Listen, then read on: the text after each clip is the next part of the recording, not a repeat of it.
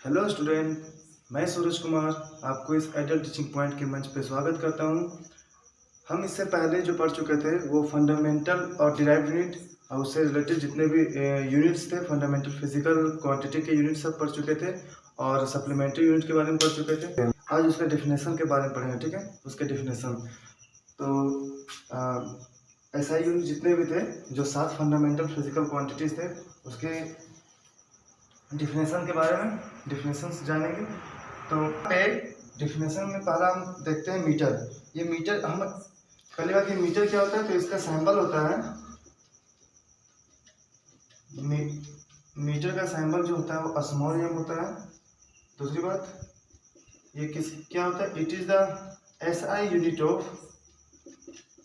Length, या length का ऐसा यूनिट होता है। अब 1 मीटर हम कब कहेंगे, 1 मीटर हम कहेंगे कब, ये देखिए, जब light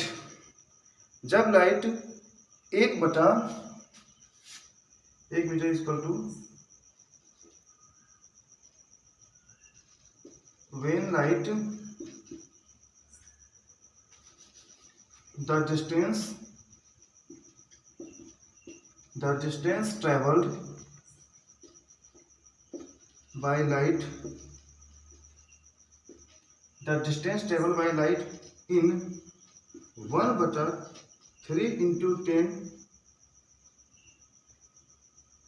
raised to the power 8 second, the distance travel by light in इतना सेकेंड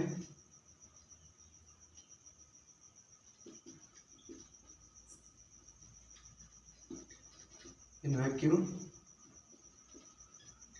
इज कॉल्ड 1 मीटर। क्या किसका मतलब हुआ कि जब लाइट 1/3 गुने 10 के पावर 8 सेकेंड में कितना समय, इतना समय, ठीक है। जब लाइट इतना समय 1/3 गुने 10 के पावर 8 सेकेंड में जितना दूरी ट्रेवल करती है, जब लाइट 1/3 गुने 10 के पावर 8 सेकेंड में, मतलब इतना समय में लाइट जितना दूरी ट्रैवल करेगी उसी दूरी को हम लोग बोलते हैं 1 मीटर, ठीक है। उसी दूरी को क्या बोलते हैं, 1 मीटर। तो ये यहाँ से डिफिनेशन निकलता है कि when the travel by light in 1/3 into 10 के power 8 second is in vacuum में इज कॉल्ड 1 मीटर। वैक्यूम किसको बोलते हैं, जहाँ पे कुछ भी नहीं है, मतलब कि जहाँ पे हवा भी नहीं है, पानी भी नहीं, हवा तक भी नहीं है, मीन्स कुछ भी नहीं है, तो उसी को बोलते हैं वैक्यूम, ठीक है। बिल्कुल खाली जगह, हवा तक भी नहीं होना, ठीक है। तो वैक्यूम में जब इतना सेकंड में चलती है जितना दूरी, उसी को कहते हैं हम लोग 1 मीटर, ठीक है। तो ये मीटर का डेफिनेशन हो गया। आप लोग लिखना चाहते तो लिख लीजिएगा। नेक्स्ट आपका किलोग्राम, और किलोग्राम जो होता है वो किससे दिखाते हैं हम लोग, केजी से दिखाते हैं। और किसका ऐसा यूनिट होता है कि किलोग्राम, तो it is the SI unit of mass. ये जो है वो आपको मास का अर्थात द्रव्यमान का ऐसा यूनिट होता है। और it is denoted by KG, आसमान में लिखिएगा। हम बताएंगे कि यूनिट के सैंपल को किस तरीके से लिखते हैं अभी बताएंगे, ठीक है। अब फिर से इसका डिफिनेशन क्या होगा, 1 किलोग्राम इज इक्वल टू कब बोलेंगे,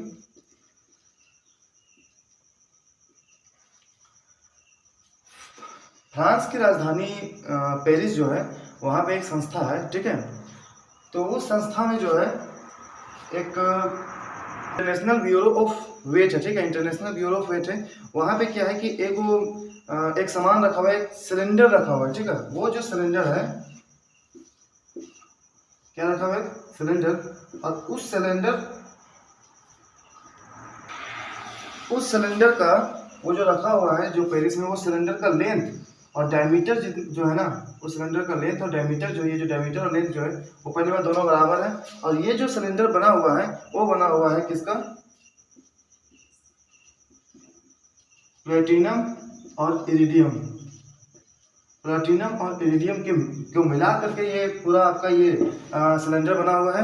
तो उसको जब वजन करके देखा गया तो उसका वजन जितना होता है उसी को कहा गया कितना, 1 kg, मीन्स 1 किलोग्राम।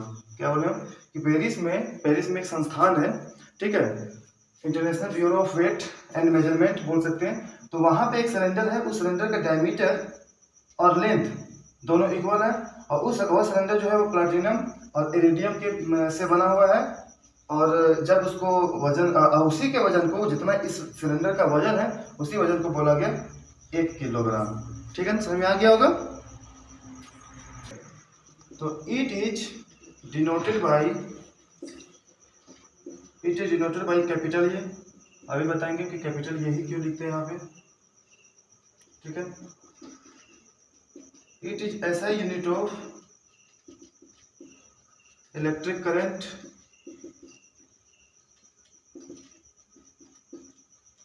ठीक है।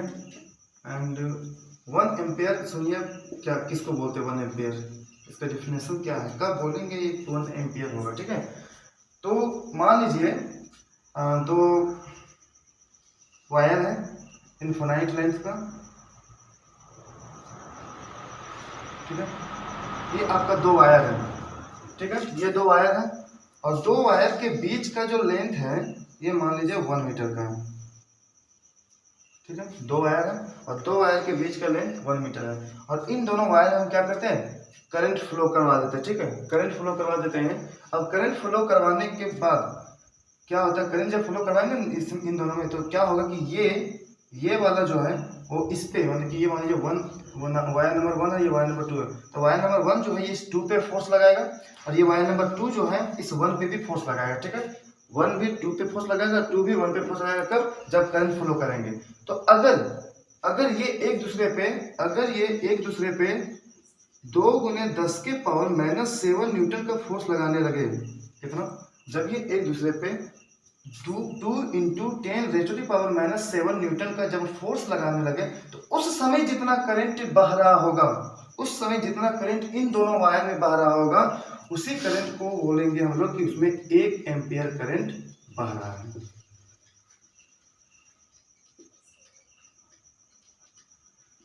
एक एम्पियर करंट क्या हो रहा है, बह रहा है, ठीक है। दैट टाइम, मतलब कि ये दोनों वायर है इनफाइनाइट लेंथ का है, मतलब कोई लेंथ उसका जितना नंबर ले सकते हैं, और इन दोनों के बीच के डिस्टेंस है 1 मीटर, और ये दोनों जो है एक दूसरे पे क्या कर रहा है, फोर्स लगा रहा है, और कितना फोर्स लगा रहा है, जब ये फोर्स 2 × 10⁻⁻7 न्यूटन का फोर्स लगाने लगे, तो उस समय जो इन दोनों वायर से करंट फ्लो करेगा ना, तो उसी को बोलेंगे हम लोग 1 एम्पियर करंट फ्लो कर रहा है। अगर यहाँ से इन दोनों पे एक दूसरे पे बल जो लगाएंगे वो 4 × 10 के पावर -7 बोलेंगे, तो उसमें 2 एम्पियर का फोर्स हो जाएगा, ठीक है ना, कोई दिक्कत। तो ये इसका डिफिनेशन हो गया 1 एम्पियर का, ठीक है।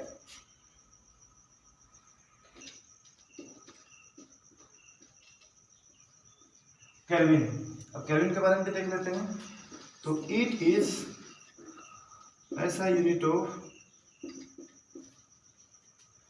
टेम्परेचर, या टेम्परेचर का SI यूनिट होता है, और इट इज डिनोटेड बाय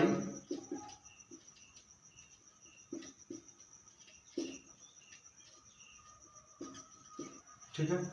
अब सुनिए, 1 केल्विन हम कब कहेंगे, ये सब डिफिनेशन ही बता रहे हैं।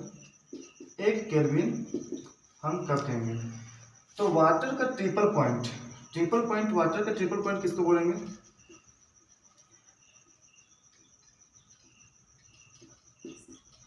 Triple point of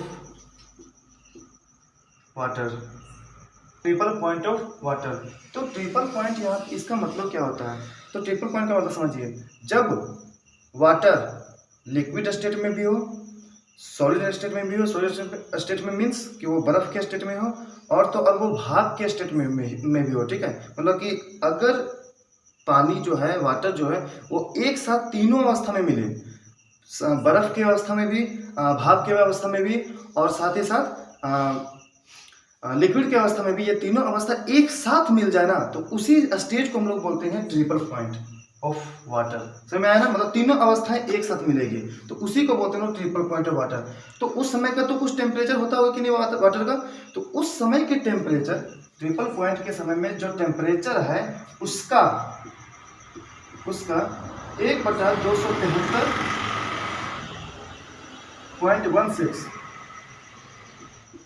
triple point water के ट्रिपल पॉइंट के समय जो टेम्परेचर है उसका 1/273 केल्विन से जब हम गुना करेंगे ना तो वही मेरा निकालेगा, गुना करेंगे तो वही मेरा निकालेगा क्या, 1 kelvin. Triple point of water को जब हम जिस समय टेम्परेचर मेरा होगा ट्रिपल पॉइंट के समय जितना मेरा टेम्परेचर होगा उस समय 1/273.16 से मल्टीप्लाई करेंगे तो ये मेरा होगा 1 केल्विन के बराबर। ठीक है, ट्रिपल पॉइंट मतलब समझ में आ गया कि वाटर जिस अगर वाटर लिक्विड, भाइपर एंड सॉलिड तीनों फेज में एक साथ मिले उसी को बोलते हैं ट्रिपल पॉइंट। ठीक है, नेक्स्ट पॉइंट ये देखिए मोल। तो मोल क्या होता है, तो it is the SI unit of quantity of matter. ठीक है, मतलब कि पदार्थ की मात्रा की जो SI यूनिट होता है वो मोल होता है, और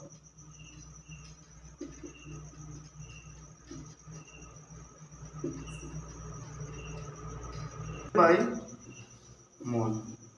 ठीक है ना।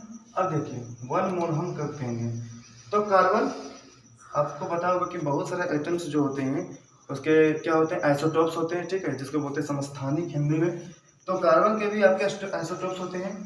तो एक कार्बन होता है जिसके एटॉमिक मास 12 यू होता है, एक कार्बन होता है जिसका एटॉमिक मास 13 यू होता है। ठीक है, तो हम उस कार्बन का बात नहीं करेंगे जिसका एटॉमिक मास 13 होता है, उसका बात नहीं करेंगे।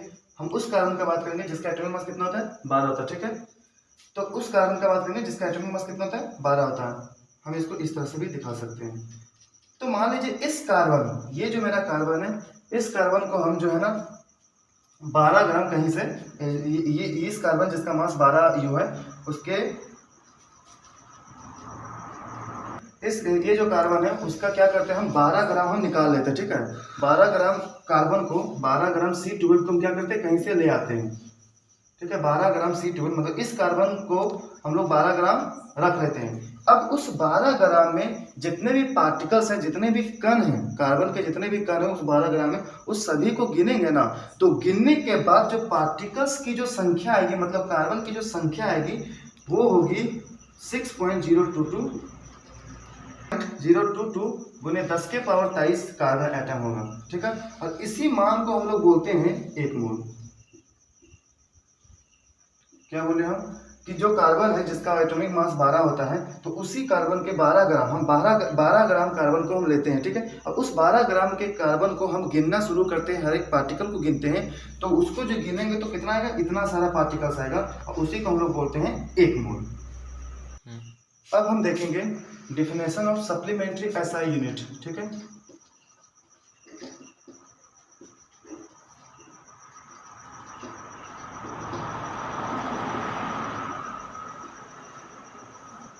Definition of supplementary SI unit, वो सारा था उतना ही। ठीक है, तो अब आपका क्या था, रेडियन था।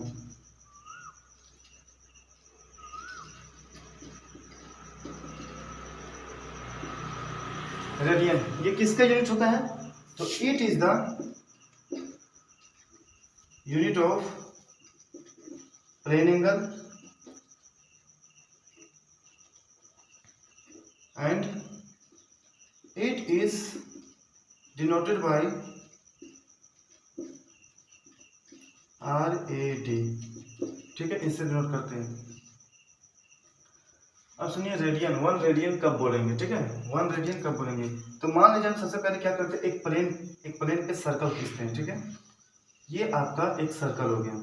ठीक, और सर्कल के सेंटर से सर्कल तक की दूरी, सर्कल से सेंटर तक, सर्कल के सेंटर से सर्कल तक की दूरी को क्या बोलते हैं, रेडियस बोलते हैं। ठीक है, तो इस रेडियस द्वारा सर्कल पे कुछ एंगल बनाया जाता है। इस रेडियस द्वारा सर्कल पे कुछ एंगल बनाया जाता है। मान लीजिए कि ये कुछ इतना जा करके ये आपका इतना एंगल बनाया। मान लीजिए आपका थीटा हो गया, ठीक है, ये आपका क्या हो गया, थीटा हो गया। और ये जो दिख रहा है, ये जो लेंथ दिख रहा है, इसको हम लोग क्या बोलते हैं, आर्क बोलते हैं। The small part of circle is called arc. Circle के छोटा सा हिस्सा जो होता है बोलते हैं, ठीक है, आर्क। और इसको हम लोग दिखा देते हैं एल से, ठीक है, लेंथ से एल से आर्क। तो ये आर्क हो गया, ये रेडियस हो गया। तो 1 रेडियन हम क्या बोलेंगे, तो 1 रेडियन इज इक्वल टू हो जाएगा मेरा 1 रेडियन इज इक्वल टू आपका हो जाएगा क्या, आर्क अर्थात एल बाई रेडियस, ठीक है। तो ये आपका 1 रेडियन का डिफिनेशन होगा, ठीक है ना, माने कि 1 रेडियन ये आपका एंगल को डिनोट करेगा, थीटा को। तो कभी भी अगर ये निकालिएगा तो ये थीटा का वैल्यू जो आएगा ना, ये थीटा का वैल्यू आर्क बटा रेडियस कीजिएगा, तो ये थीटा का वैल्यू कभी भी डिग्री में मत लिखिएगा। डिग्री में जैसे आप लोग लिखते हैं 60 डिग्री 90 डिग्री, इसका आंसर आ रहा है, नहीं, वो डिग्री में नहीं आएगा, ये हमेशा रेडियन में आएगा। मीन्स रेडियन मीन्स पाई के फॉर्म में आएगा, पाई बटा 6, पाई बटा 2, पाई बटा 3, इस तरह में। पाई जो है वो रेडियन को डिनोट करता है, ठीक है। तो ये हमेशा जो है ना थीटा एंगल यहाँ पे रेडियन के रूप में आएगा, ठीक है। तो ये रेडियन यानी कि this angle is equal to arc by radius, ठीक है। तो ये होता है 1 रेडियन, मतलब कि इसको डिवाइड करने पे मेरा इसका आंसर रेडियन में।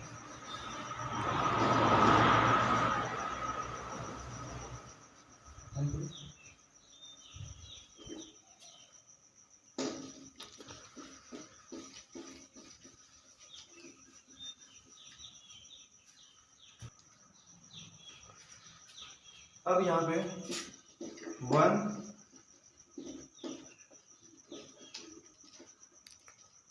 Radian is a dimension less quantity.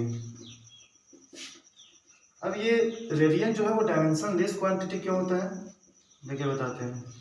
Dimension less quantity इसलिए होता है क्योंकि हम अभी लिखे थे 1 radian in is equal to arc, यही आपका थीटा था, ठीक है, आर्क बाई रेडियस, ठीक है।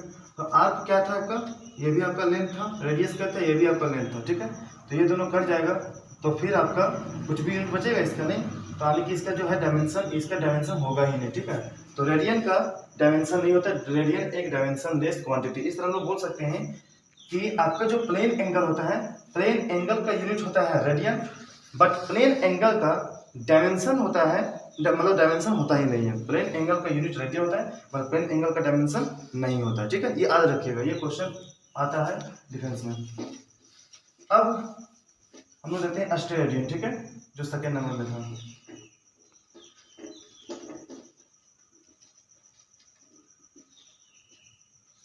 अस्टेरेडियन, it is the SI unit of, it is the SI unit of किसका, ये आपका होता है सॉलिड एंगल का, and it is denoted by S R. अब समझिए कि ये क्या होता है, एस आर से, ठीक है। अब ये अस्टेरेडियन क्या होता है, इसी में दिक्कत है, ठीक है, देखिए ध्यान से। और इसका फॉर्मूला भी आ सकता है आपको, आप लोग के एग्जाम में, मीन्स के डिफेंस एग्जाम में आपका ये इसका फॉर्मूला आ सकता है, ठीक है। तो सुनिए, पहली बात, अस्टेरेडियन भी जो होता है ये भी it is also dimension less quantity, इसका भी डायमेंशन नहीं होता है, इसका भी डायमेंशन नहीं होता, ठीक है, डायमेंशन लेस क्वांटिटी, ठीक है। अब अस्टेरेडियन किसको कहते हैं, देखें।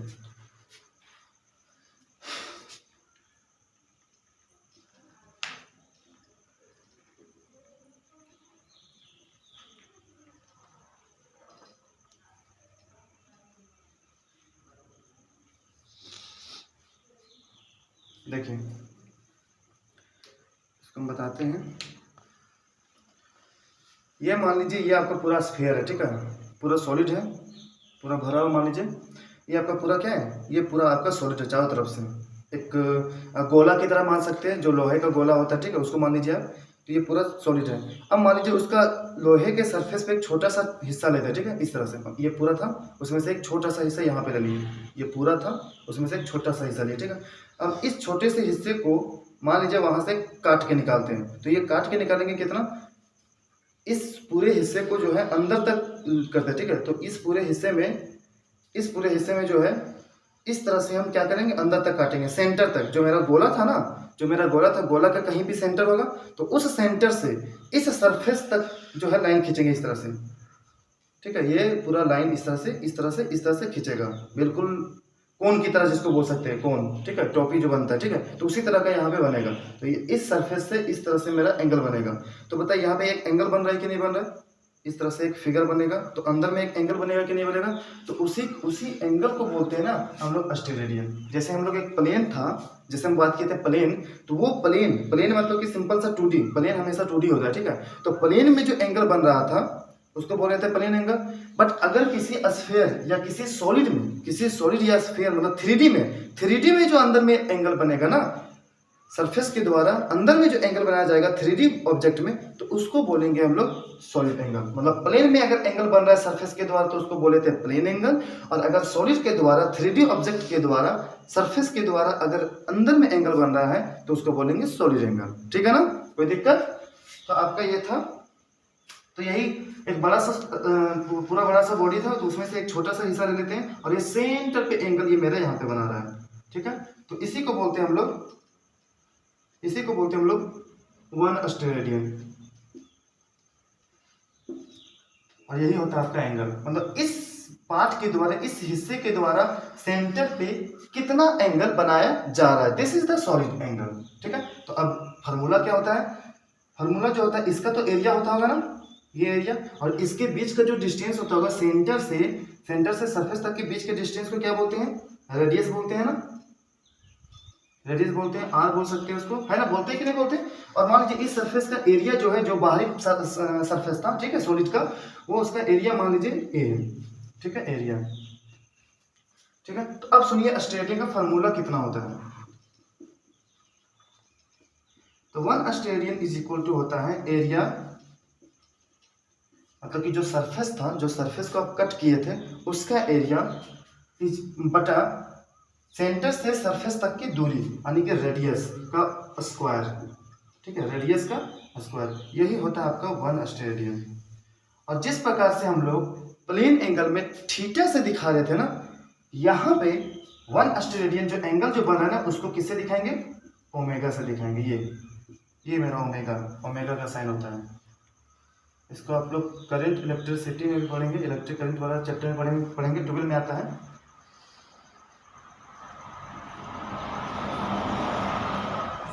तो इसको बोलते क्या है, ओमेगा, ठीक है।